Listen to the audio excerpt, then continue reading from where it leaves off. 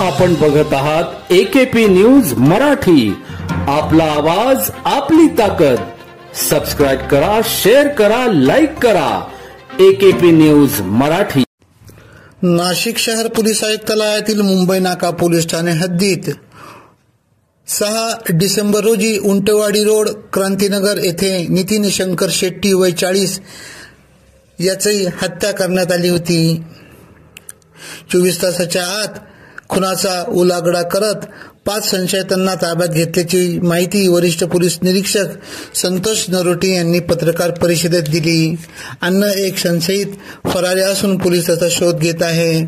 संशयित रोहन निसाळ याच्या इडलीच्या गाडीस मृत नितीन शेट्टी याने शुक्रवार 6 डिसेंबर रोजी दुपारी लाथ मारली होती. या कारणाच्या वादावरून सायंकाळी नितीन घरात असताना त्यास बाहेर बोलून संशयित राजेंद्र लाखन आणि त्याचे वडील यादव लाखन यांनी वाद घातला.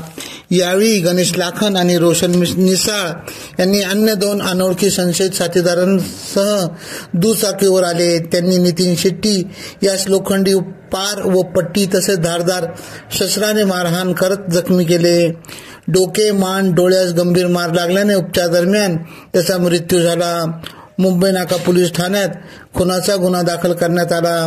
पोलीस शिपाई सचिन चौधरी यांच्या संशयित पंचवटी येथील मेरीच्या मोकळ्या जागेत झुडपामध्ये लपल्याची माहिती मिळाली. मुंबई नाका गुन्हे शाखा पथकाचे सहाय्यक निरीक्षक सुधीर पाटील, निरीक्षक सतीश सिरसाट, सचिन चौधरी, सागर जाधव, राजेंद्र नाकोडे, फरीद इनामदार, राजू टेमगर, नवनाथ उगले, गणेश बोरनारे, जुबेर सय्यद, श्रीकांत करपे यांनी संशयिताचा शोध घेण्याचा प्रयत्न केला.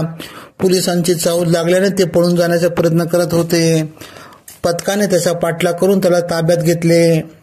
रोशन अशोक निसाळ वय 23, गणेश यादव लाखन वय 31 दोघे राहणार क्रांतीनगर उंटवाडी, नितीन दिलीप गांगुर्डे, गोविंद सुभाष निसाळ दोघे राहणार वाघाडी पंचवटी अशा 4 संशयितांना ताब्यात घेतले. तर राजेंद्र यादव लाखन वय 35 राहणार आदिवासी वसाहत उंटवाडी या शहर गुन्हे शाखा युनिट एक पथकाने ताब्यात घेतले.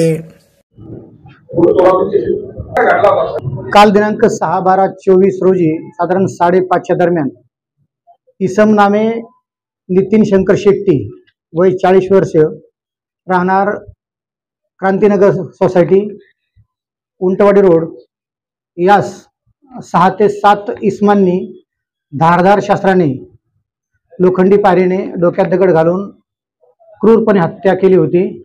त्यास तेथील रहिवाशांनी औषधोपचारकामी सिव्हिल हॉस्पिटल या ठिकाणी दाखल केले. उपचारादरम्यान त्याचा साधारण 2200 वाजता म्हणजे रात्री 10 वाजता त्यास डॉक्टरांनी तपासून मयत घोषित केले.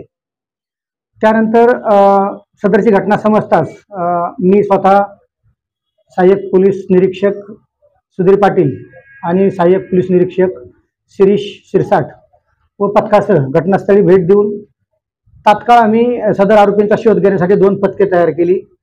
सदर पथके तयार करताना आम्ही माननीय पोलीस आयुक्त श्री संदीप कर्णिक सर, माननीय पोलीस उपायुक्त परिमंडळ श्री किरणकुमार चव्हाण सर, सहाय्यक पोलीस आयुक्त सरकारवाडा विभाग नितीन जाधव सर यांच्या मार्गदर्शनाखाली तात्काळ पथके तपास कामी रवाना केले व आरोपींचा शोध घेण्यासाठी रवाना केले असता सहाय्यक पोलीस निरीक्षक सिरसाट यांना माहिती मिळाली की सदरचे आरोपी हे पंचवटी विभागामध्ये लपून बसले आहेत. तांत्रिक विश्लेषण करून आणि गुप्त बातमीदारांच्या मदतीने सदर आरोपींना सापळा रचून आम्ही ताब्यात घेतलं. यावेळी आमच्या ताब्यात 4 आरोपी आहेत. तसेच युनिट 1 चे श्री कडसर आणि त्यांच्या पथकाने 1 आरोपी आम्हाला पकडून ताब्यात दिलेला आहे. असे 5 आरोपी सध्या आमच्या ताब्यात आहेत.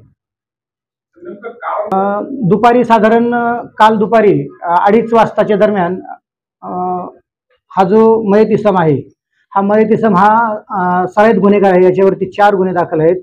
त्याच्यामध्ये अगदी 307 आणि 354 पोस्को वगैरे गुन्हे दाखल आहेत. त्याची गुन्हेगारी पार्श्वभूमी आणि त्याने हे ज्या आरोपींनी त्याच्यावरती हल्ला केला, ह्या आरोपी त्यांच्या एका इडलीच्या गाड्याला लाथ मारली होती. मग त्याच्यातून किरकोळ वाद झाले होते, परंतु ते वाद आपसात मिटले. ते पोलीस ठाण्यापर्यंत आलेले नव्हते आपले वाद. ते किती जणांना अटक केली?